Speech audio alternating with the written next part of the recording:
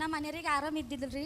ಅವ್ರಿಗೆ BP high ಆಗಿ ಗಂಟಲು ಪ್ರಾಬ್ಲಮ್ ಆಗಿ 1.5 ತಿಂಗಳು ಗಂಜಿ ಮೇಲೆ ಉಳಿದಿದ್ರು ಸರ್. ಅವರು ಹಾಸ್ಪಿಟಲ್ದಾಗ ಅಡ್ಮಿಟ್ ಮಾಡಿದೆವು, 2-3 ಕಡೆ ಓಡಾಡಿದ್ದೆವು, ಖರೆ ಭೀ ಕಮ್ಮಿ ಆಗಿದ್ದಿಲ್ಲ ರೀ. ಅವರು ಡಿಪ್ರೆಷನ್ದಾಗ ಹೋಗಿ ಯಾರಿಗೆ ಭೀ ಕೂನೇಲ್ಗತ್ಲೆ ಮಾಡತ್ತಿರ್ರಿ. ಆಮೇಲೆ ನಮ್ಮ ತಂಗಿ ನಮ್ಮ ಮೈದುನವರು ಇಲ್ಲಿಗೆ ಆಟೋ ಮಾಡ್ಕೊಂಡು ಕರ್ಕೊಂಡು ಬಂದೇವ್ರಿ. ಯಾರು ಬರಪರಿ ನನಗೆ ಬರೋದೇ ಗೊತ್ತಾಗಿದ್ದಿಲ್ಲ ರೀ ಅವ್ರಿಗೆ. ಮತ್ತು ಇಲ್ಲಿ ಬಂದು ಕೂತ್ಕೊಂಡು ಮನೆಗೆ ಹೋಗಿ ಮೇಲೆ ಅಲ್ಲಿ ಹಾಸ್ಪಿಟಲ್ದಾಗೆ ಕುಂತಿನ ಮೇಲೆ ಊಟನೇ ಮಾಡಿದ್ರು ರೀ ಅವರು. ಅವಾಗಿನ ಹಿಡಿದು ಅವ್ರು ಆರಾಮೇ ಆಗ್ಯಾರ ರೀ. ಮತ್ತು ನಾವು ಪ್ರೇಯರಿಗೆ ಚರ್ಚಿಗೆ ಅದು ಹೋಯ್ತಿದ್ದಿಲ್ಲ ರೀ. ಇಲ್ಲಿಗೆ ಬಂದಿನ ಹಿಡಿದು ನಮ್ಗೆ ಚರ್ಚೆ ಬಿಡಬಾರ್ದಲ್ಲ ಅನ್ಸ್ಲತ್ತದ ರೀ. ಇಲ್ಲಿ ನಮಗೆ ಮನಸ್ಸಿಗೆ ಶಾಂತಿ ಆಗ್ಯದ ಸರ್. ನಾವು ಇಬ್ಬರು ಚಂದ ಇದ್ದೀವಿ, ನಮ್ಮ ಮಕ್ಕಳಿಗೆ ಶಾಂತಿ.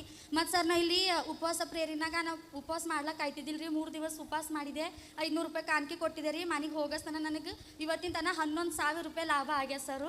ನಮ್ಗೆ ತೋಲ್ ಶಾಂತಿ ಸಮಾಧಾನ ಆಗ್ಯದ ಸರ್ ಇಲ್ಲಿ ಬಂದಿನ ಹಿಡಿದು ಸರ್.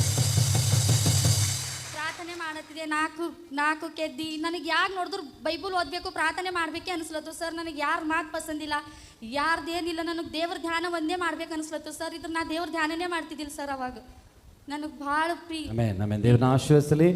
ಅವ್ರು ಎಷ್ಟು ಉನ್ನತವಾದಂಥ ಆತ್ಮಿಕ ಶಬ್ದ ಇದೆ.